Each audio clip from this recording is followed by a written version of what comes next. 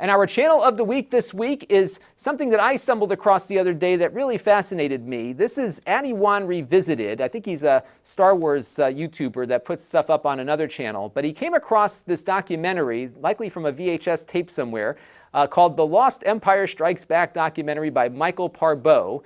And it looks like this was created inside of Lucasfilm when they were producing The Empire Strikes Back. And they went through a lot of the big memorable scenes from that movie and showed how they were created. It was remarkable just how much painstaking work went into this film. And given the technological limitations of the time, it's also remarkable how these scenes really have held up 40 years later. They look fantastic even today.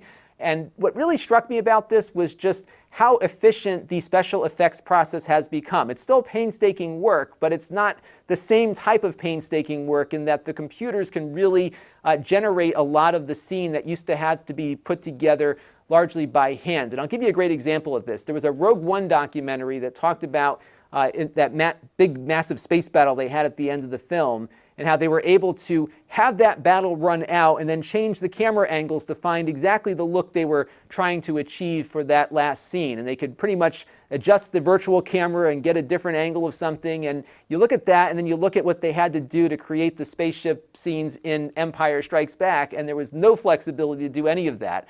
And I think to a large degree, the reason why the current films are not as popular among Star Wars fans is that the difficulty of creation is still there, but the limitations that really drove the creativity back in the 70s and 80s are no longer limitations the filmmakers are dealing with today. And I think that's part of what's going on with these. And also the fact that when Star Wars and The Empire Strikes Back and Return of the Jedi came out, these were all brand new experiences. Nobody in film was doing something like this before. And now we've seen it over and over again, just now with familiar vehicles and everything else. So I would definitely check this out because I think it will really give you an appreciation for what these films were like to us children of the 70s and 80s, and just how difficult the process was to make them.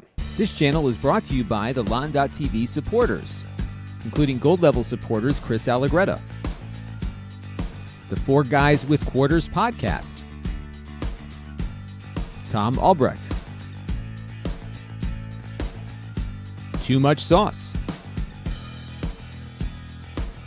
Gerard Newberg, and Kalyan Kumar.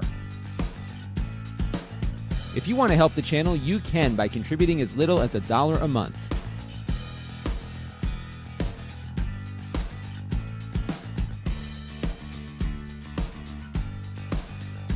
Head over to lon.tv/support to learn more.